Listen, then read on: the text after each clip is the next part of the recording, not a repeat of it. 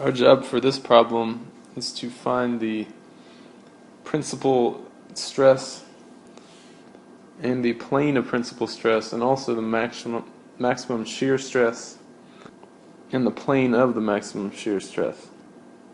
We are looking down a beam, and it is experiencing shear stress as shown with 10 megapascal.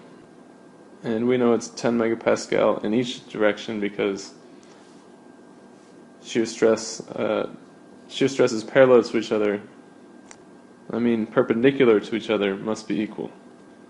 So the first thing we want to do is draw Mohr's circle for this beam, because we know we're going to find the principal stresses at the left and right, and we're going to find the maximum shear at the top.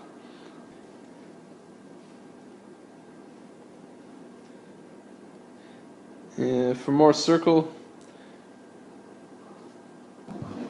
we have the sigma axis, which represents normal stresses, and the tau axis, which represents shearing stresses.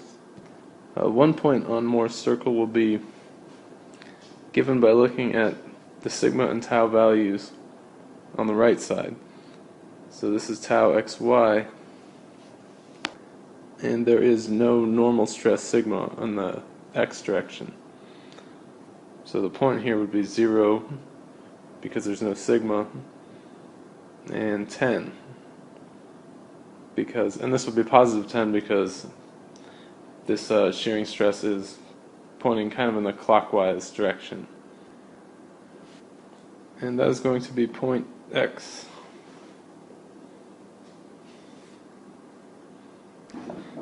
Point y is going to be opposite to point x on the circle, and we find point y by looking above the beam. So point y would be the normal stress above the beam, which is again 0, and the value for the shearing stress here, which is again 10, but this time it's a negative value. A good rule to keep in mind is if tau is positive for point x, it's going to be negative for point y. If it's negative for point x, it's going to be positive for point y. And we plot that point y down here, 0, negative 10. It's opposite to x on the circle, so we can draw the circle with those points at the outer extremities. And just FYI, what this tells us, if we look at point x, is it tells us what this plane is experiencing. This plane is running up and down and into and out of the page. So it's kind of like the x-axis is shooting right through this plane. The x-axis is normal to this plane.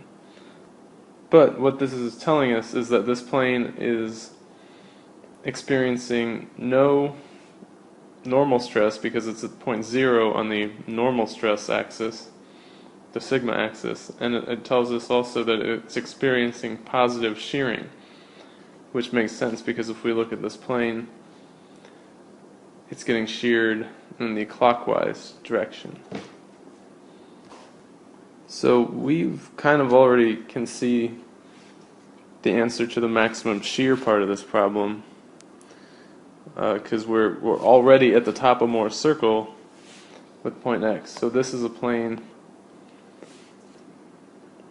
where the maximum shearing stress, well, the shearing stress is 10 here. That's also our tau max. But also, there's a maximum value at the bottom where the shearing stress is negative 10. That would be a 180-degree rotation on Mohr's circle and half of that rotation of the beam. So that would be a 90-degree rotation of the beam. If we rotated it like this, it would end up looking like this. And along this plane, it would be sheared counterclockwise and that's reflected by the negative value here at point y for tau. So we could really say that tau max is plus or minus 10. Now to find the principal stress. This principal stress is just the maximum normal stress, which means that we have to find the right side of the circle. And how do we get there? Well, in this case, the best route from x to there is to turn 90 degrees to the clockwise.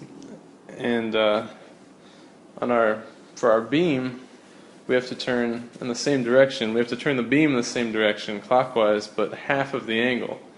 So we have to rotate our beam 45 degrees clockwise. So it would look like this. And since we rotated the beam, we don't rotate the axes, so that plane is still straight up and down. And in this plane, since we rotated the beam 45 degrees, we rotated 90 degrees on Mohr's circle, we know that there is a 10 megapascal normal stress and no shearing stress.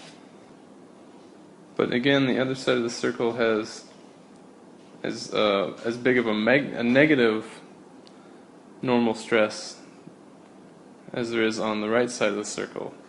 So we could rotate 90 degrees on Mohr's circle and 45 degrees counterclockwise on the beam.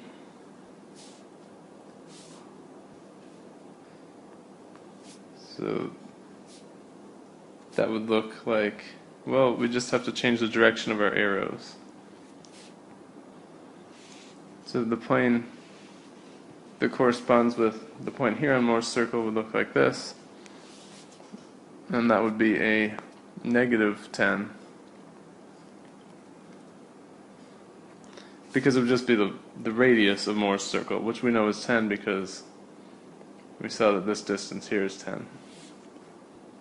And one other thing to keep in mind, it looks like, if you just look at the arrows here, they're kind of, it looks like they're trying to pull this plane apart. So intuitively, I really want to think like this should be a positive value for sigma, for this normal stress, but really it doesn't work that way. You gotta go with Mohr's circle. It's not as intuitive as that. So this is from these shearing stresses, the normal stress in this plane is actually a negative value.